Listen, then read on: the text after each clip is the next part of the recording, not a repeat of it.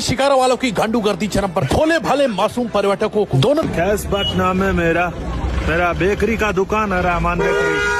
ये कहानी तब शुरू हुई थी जब मैं सीक्रेट मिशन के लिए कश्मीर की वादियों में पहुंचा। शुरू से ही मुझे समझ में आ रहा था कि वहाँ जाना खतरनाक है। कई शिकारों वालों की गांडूगर्दी चरम पर, भोले भाले मासूम पर्यटकों को दोनों तरफ से शिकारा दबा के बीच में ही किडनैप कर लिया जाता और उनके अखरोट निकाल कर दुकानों पर महंगे दामों में बेचा जाता था। मेरे साथ भी यही करने की कोशिश की गई। एक बंदा बोला कि मेरा आइटम खरीद लो तो मैं तुम्हारा अखरोट नहीं निकालूं। मरता क्या न करता। जहाँ से भी वह कहवा लाए थे मुझे पीना पड़ा। तभी मेरी नजर चिनार कैफे पर पड़ी और तो और उसने अपने बोटिंग का काम भी शुरू कर दिया। हो न हो ये मेरे उसी दोस्त का काम था जो परसों पहले कैंपिंग करने कश्मीर आया था और ये बोल के भाग गया कि यहाँ के कैंप में ट्रेनिंग बहुत हार्ड होती है। नदी किनारे सलमान भाई का होटल डूब गया भी यहीं पर। वहाँ के लोकल कुकुर से लोकल बनकर मैंने संबंध बिठाने की कोशिश की। ये साला कुकुर भी जंजी निकला और मेरा अपमान हो गया। मैं समझ चुका था कि मिशन कंप्लीट करने के लिए सिर्फ नाम बदलने से काम नहीं चलेगा, मुझे खुद को बदलना होगा। और मैं बन गया वली अहदे सल्तनत आवाज, खुदाई खिदमतगार, जाबाज, मुजाहिद, सिबा सालारे लश्करे फिदाई, रसूली अल जब्बार अल नासिर। मेरे ये परिचय जानते ही लोगों के रिश्ते मेरे घर पे आने लगे। लोग मुझे घर जमाई बनाने पर आमादा हो गए। पर जैसे ही पता चला कि वो अपने लड़के का रिश्ता मेरे लिए लेकर आया, मैं खुद अपने अखरोट गिरवी रखवाने दुकान पर पहुंच गया। दुकानदार ने बोला कि मैं सिर्फ कसूरी मेथी बेचता हूँ, भाग जाओ यहाँ से। यहाँ की सड़कों पर मैंने लिंगासन को भी प्रेम की तलाश में भटकते हुए देखा। वहीं दूर जंगलों के बीच कोई साजिश चल रही। शंकर, एहसान, लॉय नाम के तीनों नौजवान कोई खिचड़ी पका रहे थे। उनका पीछा करते करते मैं घने जंगल में चला गया। तभी एक आवाज मेरे कानों में पड़ी।